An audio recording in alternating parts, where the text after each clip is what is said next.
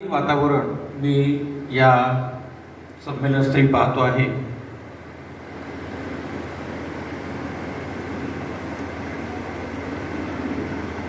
जिथे माझ्या उतरण्याची व्यवस्था केली होती तिथे बाजूला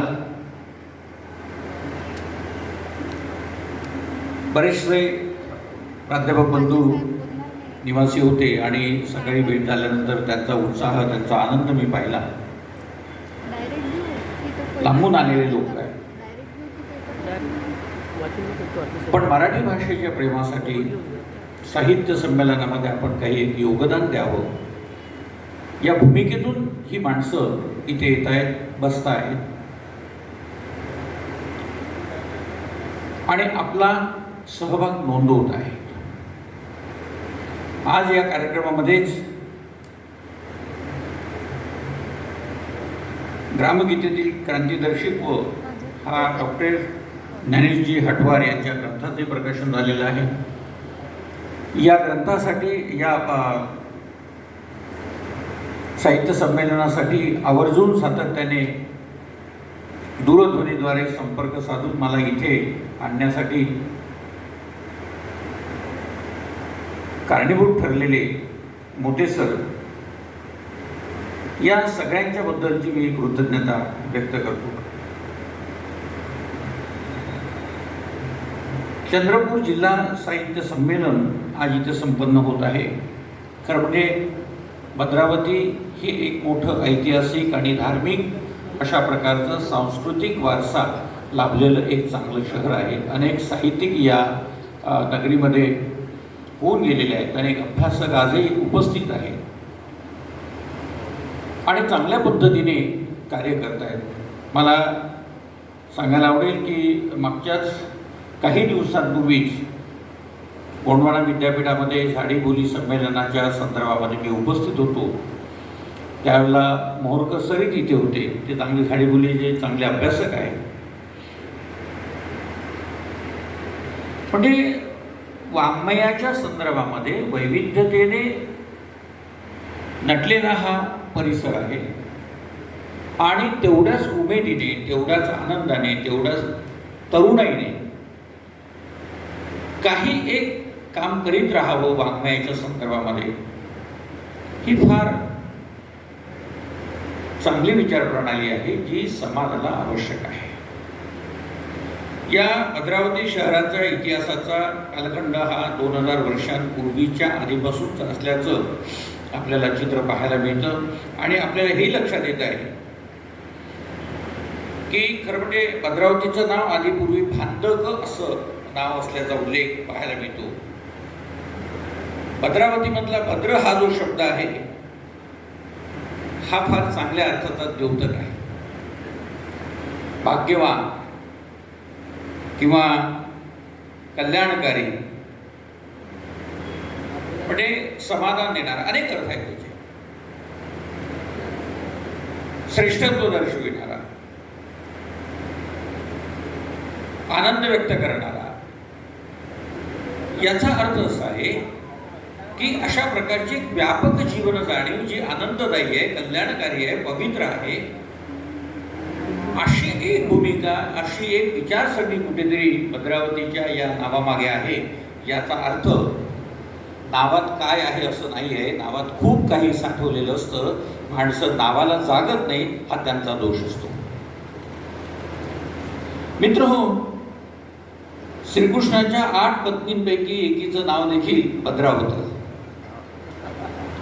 आणि भद्रकाली देवी ही आपल्याला माहिती आहे. त्यामुळे भद्रावती शहराच्या इतिहासाचे अनेक आयाम हे आपल्याला पाहायला मिळतं आणि म्हणून आज मी हा आनंद व्यक्त करतो आहे की आपण मला इथे अतिशय आनंदाने सन्मानित केलं, माझ्यावर विश्वास टाकला आणि त्या विश्वासाचं पावलोपावली मला प्रतीक इथे अनुभवता येत आहे. तेव्हा अतिप्राचीन असलेल्या या नगरीमध्ये जिथे हेमाडपंथी शैलीतील मंदिर आहेत, जैन मंदिर आहे, बौद्ध साहित्याचे संदर्भ पाहायला मिळतात, बौद्ध धर्मियांचे संदर्भ पाहायला मिळतात, अशा प्रकारच्या नगरीमध्ये हे संमेलन साजरं होत आहे. एक प्रश्न माझ्या आणि आज मला कोणीतरी सांगितलं की शस्त्रास्त्र निर्माण करणारी फॅक्टरी म्हणजे कारखाना सुद्धा या शहरामध्ये आहे. तेव्हा प्राचीन शहरापासून म्हणजे प्राचीन संस्कृतीपासूनचा इतिहास हा आजपर्यंत बघायला गेला तर त्यात सांस्कृतिक, ऐतिहासिक, धार्मिकतेबरोबरच वाङ्मयीन वारसाही अधिक महत्त्वाचा ठरतो आणि आज होणारं साहित्य संमेलन हे त्याचंच एक प्रतीक असावं असं मी मानतो. मित्रहो, साहित्य संमेलनाची परंपरा ही फार जुनी आहे. आपल्याकडे सातत्याने साहित्य संमेलनं होत असतात. अखिल भारतीय मराठी साहित्य संमेलन होतं, विदर्भ साहित्य संघाचं संमेलन होतं, महाराष्ट्र साहित्य परिषदेचं संमेलन होतं, मुंबई मराठी साहित्य संघाचं संमेलन होतं आणि आता शासनाने जिल्हास्तरीय संमेलनांना सुद्धा विशिष्ट अनुदान देऊन साहित्य संमेलन व्हावीत अशा प्रकारची भूमिका व्यक्त केलेली आहे. याच्या मागचा हेतू नीटपणे लक्षात घ्या. शासन जेव्हा औदार्याने एखादी गोष्ट करू पाहत आहे तेव्हा ती केवळ तुमच्या आमच्या आनंदापुरती नसते, तर संबंध येणाऱ्या पुढच्या पिढ्यांसाठी एक चांगला इतिहास निर्माण व्हावा, साहित्याचं कलेचे एक श्रेष्ठ दालन निर्माण व्हावं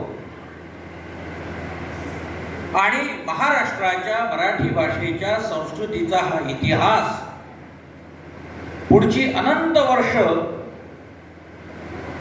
अधिक सौहार्दपूर्ण आणि सुंदरतेने नटला जावा अशा प्रकारची व्यापक कल्पना यामागे निश्चितच उभी आहे, हे लक्षात घ्या.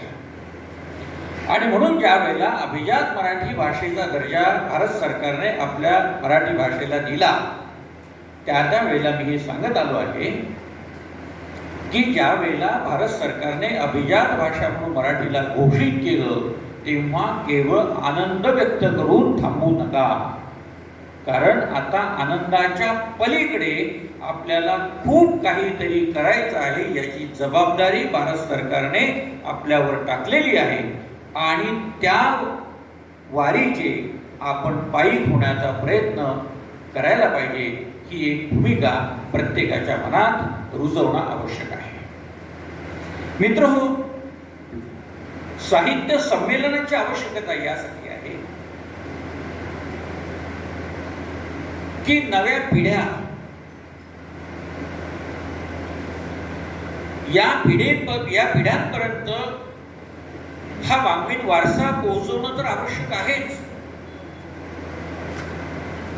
पण साहित्य हे नेमकं काय आहे हे तुम्ही लक्षात घ्या. मगाशी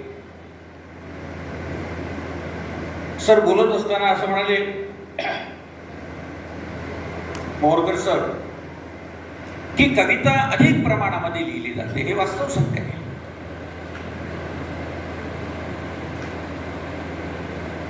कोणीतरी मगाशी म्हणालं की या वर्षामध्ये 10-12 पुस्तकं या प्रांतामध्ये निर्माण झाली. ही खरंच आनंदाची गोष्ट आहे. म्हणजे लिहित राहावं असं वाटणं हे सगळ्यांनाच वाटू शकत नाही. म्हणजे साहित्याच्या संदर्भामध्ये असं बोललं जातं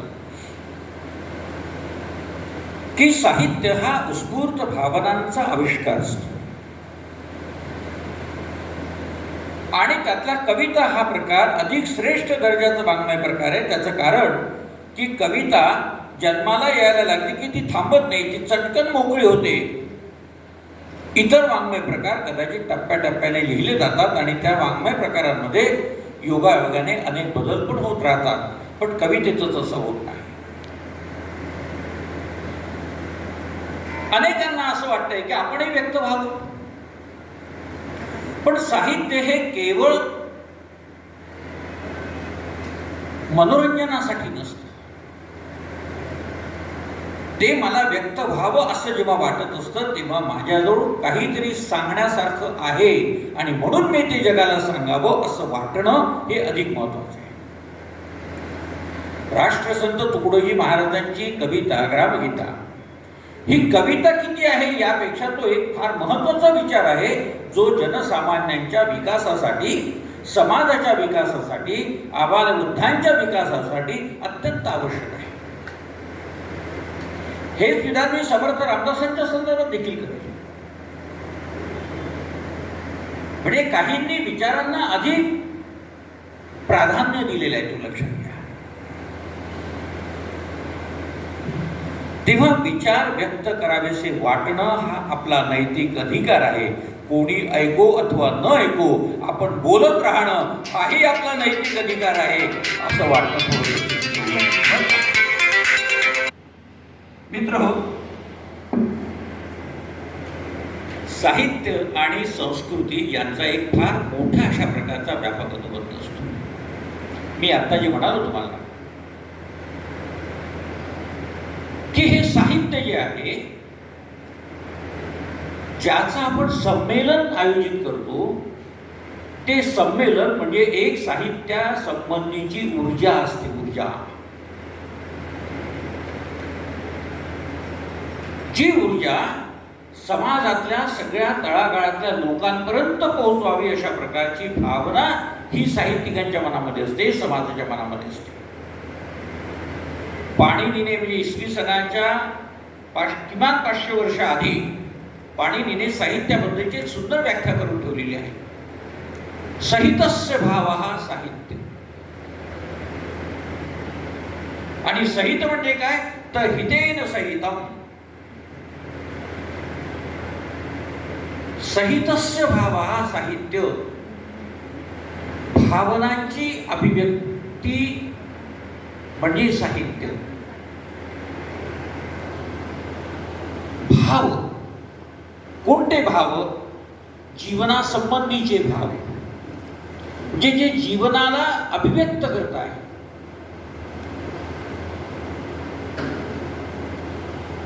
जीवनाच्या विकासाच्या दृष्टीने विचार करत आहे, मानवी जीवनाचं चिंतन करत आहे, मानवी जीवनाला दिशा देण्याचं कार्य करत आहे, मानवी जीवनाला आनंद देण्याचं कार्य करत आहे, ते साहित्य.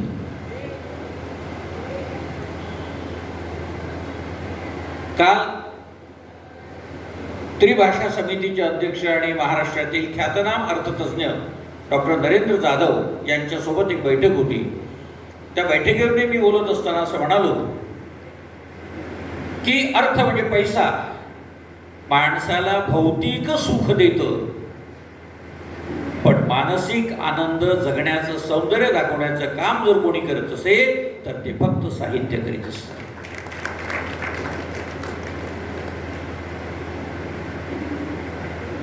त्यावर ते हास्यात्मक पद्धतीने म्हणाले की अविनाशजी तुम्ही माझ्याकडे बाण रोखला पण खरा आहे. मी त्यांना म्हणालो की पैशाने माणसाला श्रीमंत होता येतं, दाखवता येतं, पण आपल्याला असं लक्षात येतं की अनेकांच्या ठिकाणी खूप प्रचंड पैसा आहे, समाजामध्ये नावलौकिक आहे, पण जगायचं राहून गेलं याचं भान कुठेतरी जेव्हा शेवटच्या क्षणी होतं तेव्हा माणसाला सावरता येत नाही. आणि म्हणून माणसाला उत्तम जीवन जगायचं असेल तर मित्र हो, मी खरंच प्रामाणिकपणे सांगू इच्छितो, एकदा तुकारामाची गाथा वाचा, एकदा ज्ञानेश्वरी वाचा, एकदा लीळाचरित्र वाचा, गोविंद प्रभू चरित्र वाचा, महदंबेचे धवळे वाचा, जनाबाईचे अभंग वाचा, ग्रामगीता वाचा. एवढंच काय, गाडगे महाराजांचे कीर्तनही वाचा. कारण जेवढं सकस साहित्य तुम्ही वाचन कराल तेवढ्या सकसपणे जीवनाचा आनंद आपल्याला घेता येतो.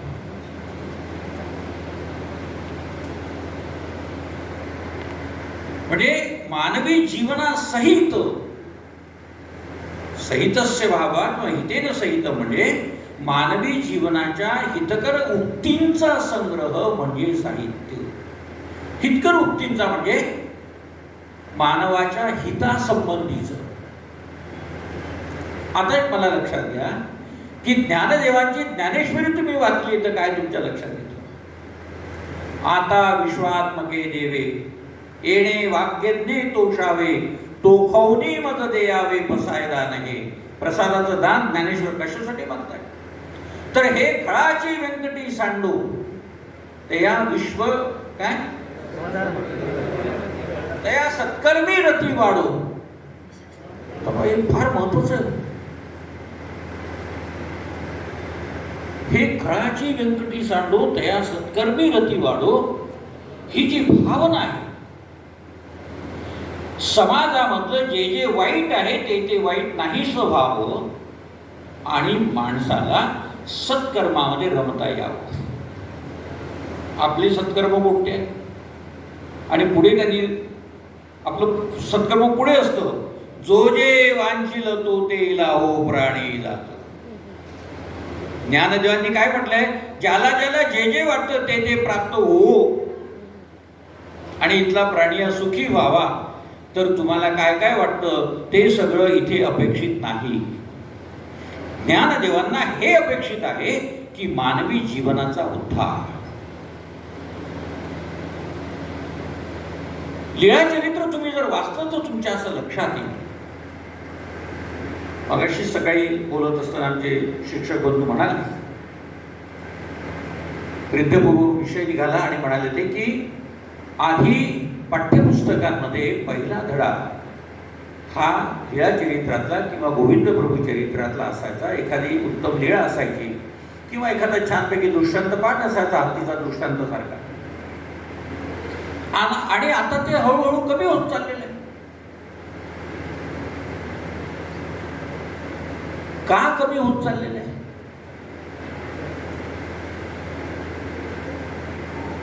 याचा अर्थ असा आहे की आपली जी अभ्यास मंडळ आहेत ही अभ्यास मंडळ सुद्धा कदाचित सामाजिक परिवर्तनाच्या संदर्भामध्ये उदासीन प्रवृत्तीची असावी असं म्हटलं तर काही फार चुकीचं होईल असं होणार नाही.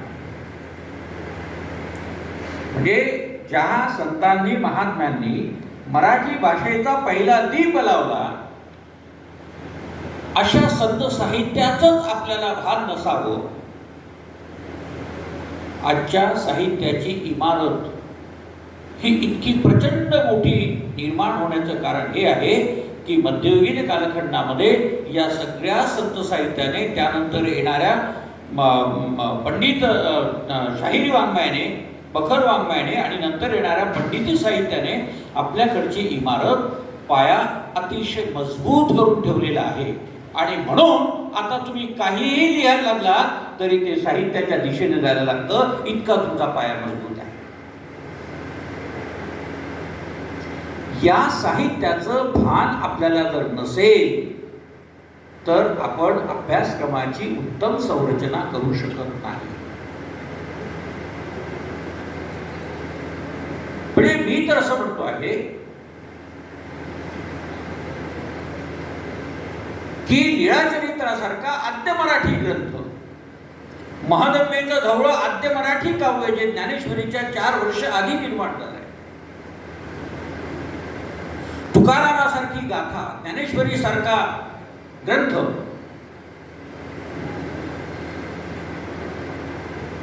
हे मध्ययुगीन कालखंडामधल्या साहित्याचे मैलाचे दगड आहेत. लक्षात घ्या. म्हणून ज्ञानेश्वरीच्या संदर्भात जे म्हटलं जातं ना की एकतरी ओवी अनुभवावी, एकतरी ओवी अनुभवावी म्हणजे नेमकं काय करावं? आपण केवळ ज्ञानेश्वरीची पारायण करतो.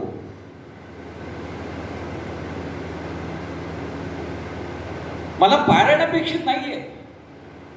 ज्ञानेश्वरांनी सांगितलेल्या माणसाच्या संदर्भामधला जीवनोद्धाराचा जो विचार आहे तो विचार मला अपेक्षित आहे. लीळाचरित्र कळतच नाही असं म्हणणारे अनेक महाभाग आहेत. मराठी भाषेसारख्या विषयामध्ये MA पारंगत होतात, PhD करतात आणि तरी म्हणतात की लीळाचरित्र समजत नाही आणि शिकवता येत नाही. मी त्यांना फक्त एवढंच सांगेल की प्राध्यापकी पेशा सोडून द्या. कारण तुकारामाच्या भाषेत बोलायचं झालं तर येथेही पाहिजे जातीचे एरा गवाळ्याचे का मनोहे. शिक्षक असावा लागतो, तरच तो उद्याच्या आदर्श पिढ्यांचा मालक होऊ शकत असतो. हे तुम्ही लक्षात घ्या. का समजत नाहीये, का आपण प्रयत्न करत नाहीये. मला एक प्रसंग आठवला.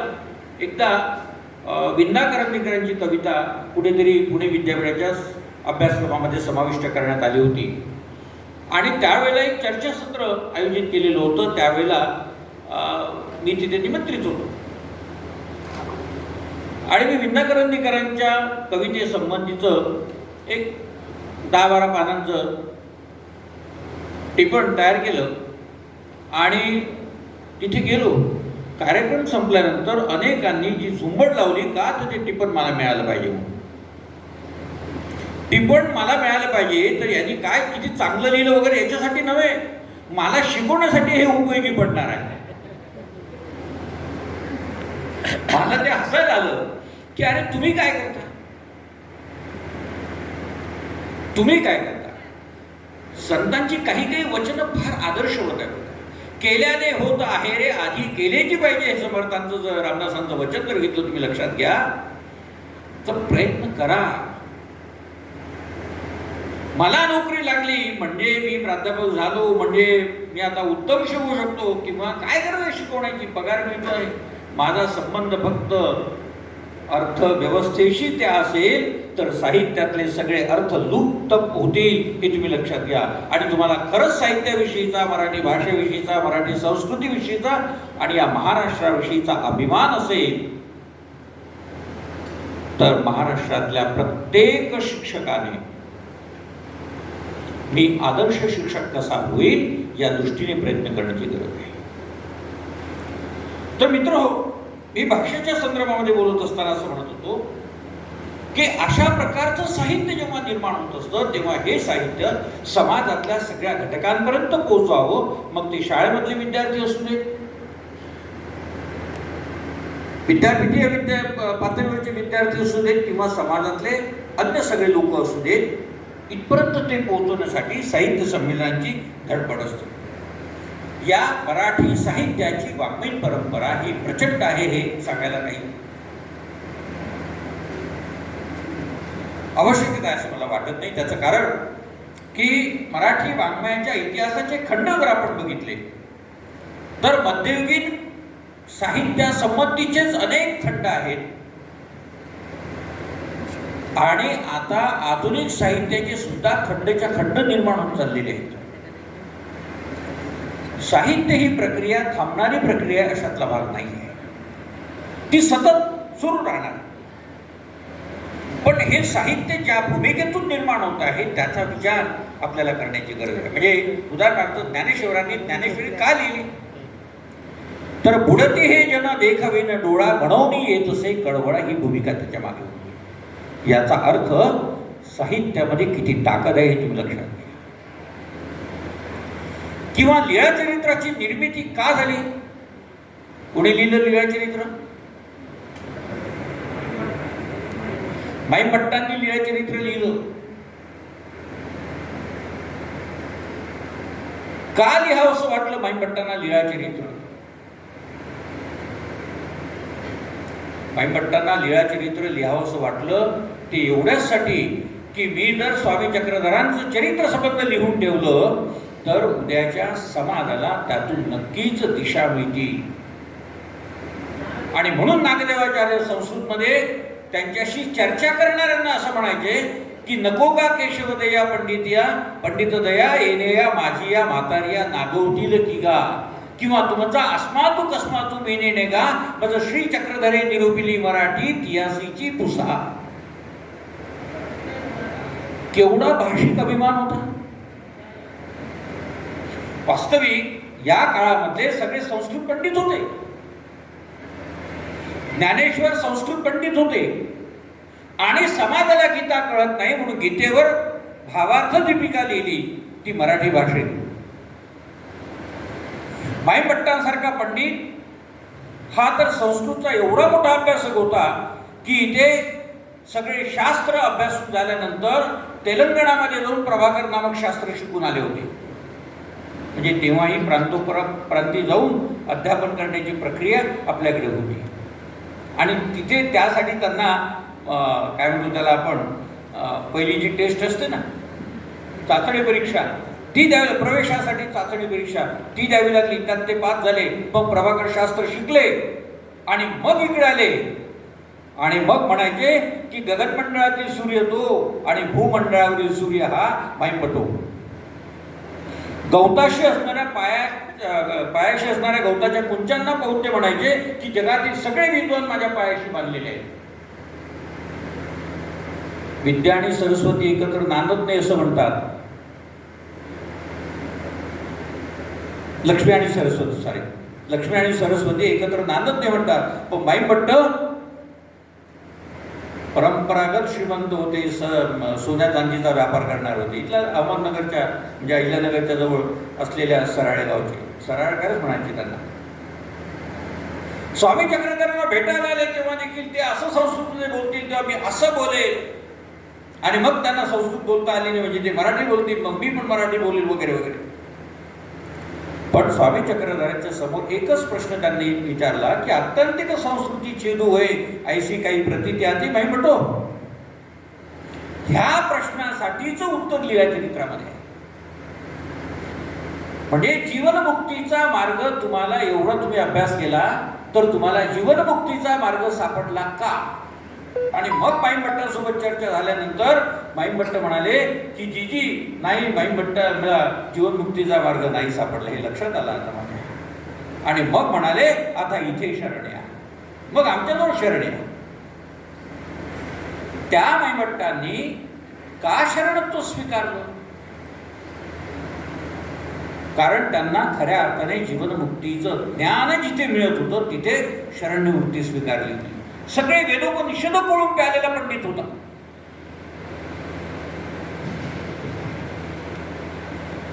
लीळा चरित्र लिहिण्याच्या मागची प्रेरणा यामध्ये दडलेली आहे की उद्याचा सबंध समाज हा घरंगळणार आहे, दुःखीत राहणार आहे. आणि म्हणून समाजाच्या विकासासाठी, उद्धारासाठी स्वामींचं सबंध तत्वज्ञान लिहिण्याचा प्रयत्न हा भाईंभट्टांनी केला आणि तो यशस्वी झाला. आणि ते लीळा चरित्र आपल्याला समजते. म्हणजे याचा अर्थ यादवकालीन भाषा आपल्याला कळत नाही. ज्ञानेश्वरी ही काव्याची भाषा आहे आणि काव्याची भाषा ही अधिक अलंकारिक असते, ती नटलेली असते, म्हणून ती अधिक सुंदर असते. म्हणून ज्ञानेश्वरीतली प्रत्येक ओवी सौंदर्याने माखलेली आहे. पण त्याच वेळेला लीळा चरित्रातलं प्रत्येक वाक्य अत्यंत साधं आणि सुटसुटीत असून देखील ते तितकंच आल्हाददायी आहे. आणि म्हणून एक तरी लीळा अनुभवावी असं मी म्हणेन. जसं आज आपण बोलतो आहोत ना, तशा पद्धतीने स्वामींचा सगळ्या परिवाराशी, समाजातल्या वेगवेगळ्या जाती धर्मातल्या लोकांशी जो जो संवाद होत होता त्या संवादाचं ते केलेलं टाचण आहे. म्हणजे जिवंत यादवकालीन भाषा ही जर आपल्याला पाहायची असेल तर ती लीळा चरित्रात वाचा. आणि जिवंत यादवकालीन मराठी भाषा आपल्याला पाहायची असेल तर ती गोविंद प्रभू चरित्रामध्ये वाचा. मग आपल्या लक्षात येईल की त्यावेळेची भाषा कशी होती. तर सांगण्याचा मुद्दा हा आहे की इतका समृद्ध इतिहास आपल्या साहित्याच्या मागे दडलेला आहे मित्रहो. आणि या साहित्याला म्हणजे मराठी भाषेच्या संदर्भामध्ये तर कौतुकास्पद आहे की अनेक बोली आहे. ज्या भाषेला अनेक बोली असतात ती भाषा अधिक श्रीमंत समजली जाते. म्हणजे जसं समुद्र तयार होतो तेव्हा अनेक नद्यांचं पाणी मिळून समुद्र तयार होतो, तसं समुद्रपण हे मराठी भाषेला प्राप्त झालं या सगळ्या दिशांमुळे. आणि म्हणून तुकारामासारख्या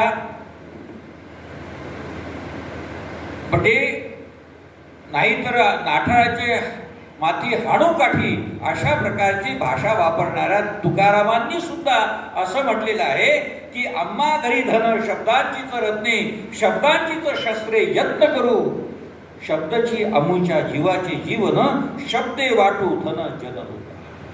मित्र हो, ही साहित्याच्या निर्मितीची प्रेरणा आहे. वेळ पडला तर आम्ही हातात काठी घेऊ शकतो, नाठाच्या डोक्यावरती मारूही शकतो, पण त्याच्यापेक्षा तुकारामांना अधिक चांगला मार्ग कोणता वाटतो? तो शब्दशस्त्रांचा.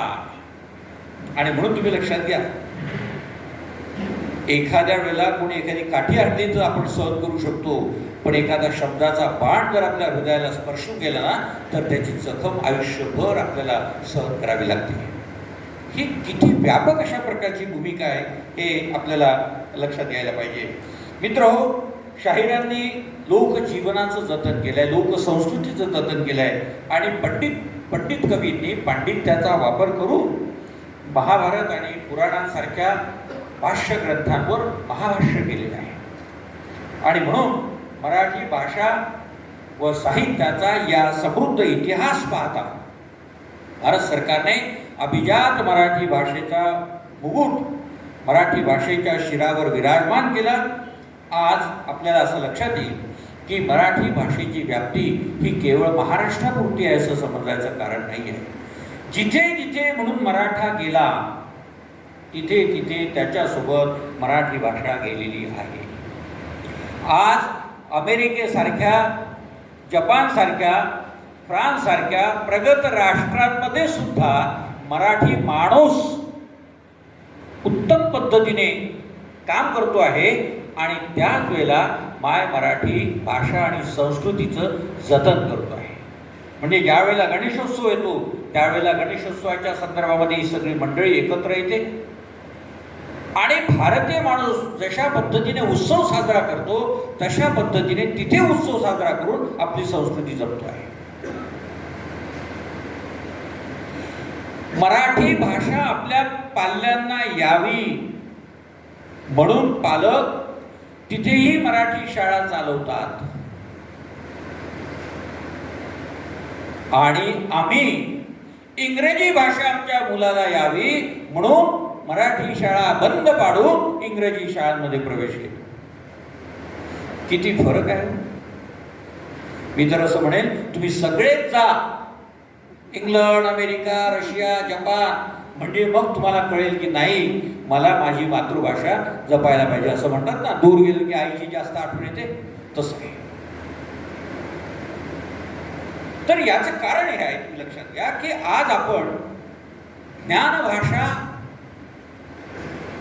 हे जे मूल्य आहे हे मूल्य आपण इंग्रजीला देऊन ठेवलेलं आहे. खरं म्हणजे आपल्याकडे मराठी ज्ञानभाषा नव्हतीच मुळामध्ये. आपल्याकडे आधी संस्कृत ज्ञानभाषा होती. मी जो आतापर्यंत उल्लेख केला तुमच्या समोर, तर संस्कृत ही ज्ञानभाषा आपल्याकडे होती आणि त्यानंतर आपल्याकडे इंग्रजी आली. इंग्रजी ज्ञानभाषा राहिली. मध्यंतरीच्या काळामध्ये उर्दूचं आक्रमण झालं तेव्हा उर्दू ज्ञानभाषा होती.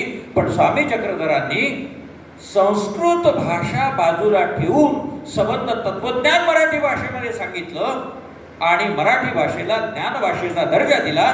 ज्ञानदेवांनी संस्कृतमधला ग्रंथ मराठीमध्ये भाषांतरित करून मराठी भाषांतराची परंपरा सुरू केली. हा एवढा महान इतिहास असताना आपण का डगमगतो हे मला कळत नाहीये. इंग्रजी भाषा येणं म्हणजे, कालच मी म्हणालो साहेबांच्या व्यासपीठावर बोलत असताना की 5वी 6वीतला मुलगा देखील परदेशामधला इंग्रजी बोलतो, म्हणजे तो काही ज्ञानी पंडित होऊ शकत नाहीये. पांडित्य निर्माण होण्यासाठी काही संशोधन, अभ्यास, ज्ञानतपश्चर्या ही करावी लागत असते. आपण ती इंग्रजी भाषेतून करतो. अहो, इंग्रजी भाषेतून आपण ज्ञानतपश्चर्या केली म्हणजे आपण पंडित होतो असं नाही आहे. मग आपल्याकडच्या पंडिती परंपरेचा जर इतिहास शोधून काढला तर वेदोपनिषद आपल्याला टाकूनच द्यावे लागतील. नाहीये, मोठा इतिहास आहे भारतीय संस्कृतीचा आणि हा इतिहास समृद्धपणे आपल्याला जर जपायचा असेल तर आपण तो आपल्या मातृभाषेतून जपू शकतो. आज आपल्याला असं लक्षात येत आहे मित्रहो की मराठी भाषेच्या संदर्भामध्ये जी उदासीनता निर्माण झाली आहे त्याचं कारण एकच आहे की आपण प्रत्येक वेळेला ज्ञानाचा संबंध हा व्यवसायाशी जोडत आलो आहे, नोकरीशी जोडत आलो आहे, अर्थार्जनाशी जोडत आलो आहे.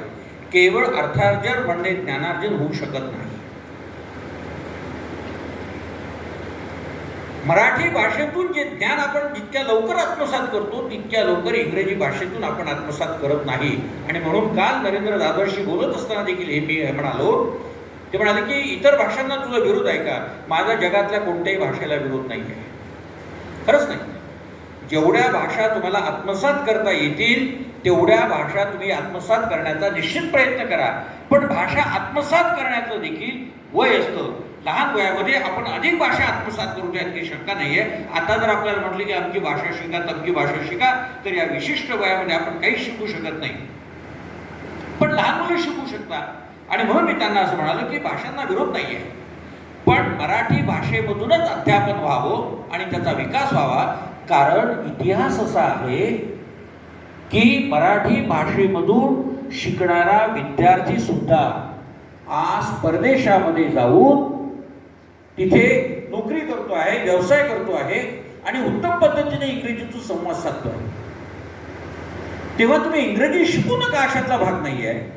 पण इंग्रजीशिवाय आम्हाला पर्यायच नाही अशा प्रकारची भूमिका जर तुम्ही घेत असाल तर ते चुकीचे आहे. आणि म्हणून आपल्या देशाचं मला आश्चर्य वाटत आहे की हिंदी हटावं म्हणून आपण मोर्चे काढतो, पण इंग्रजी हटावं असा एकदा तरी मोर्चा निघाला का मला दाखवा.